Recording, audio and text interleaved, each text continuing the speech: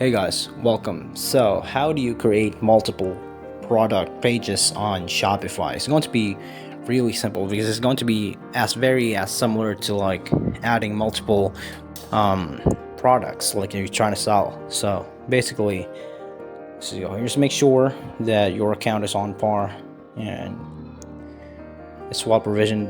Make sure the email system is correct. They're going to be sending off warnings on this side, so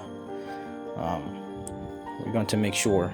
Just click on products, add products, and in here you can manually just type in whichever number, how much ever you want in terms of like the products. So in here you could basically, it's endless, or I believe there's a substantial amount of number limits that you could order here, and you could create. So basically in here you can just basically edit it, and on par with your niche, whatever niche it is that you have out there.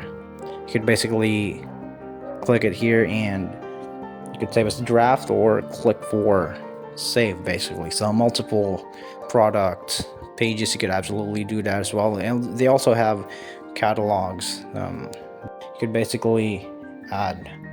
And that's just basically it, guys. Thank you so much for watching, and you guys have a nice day.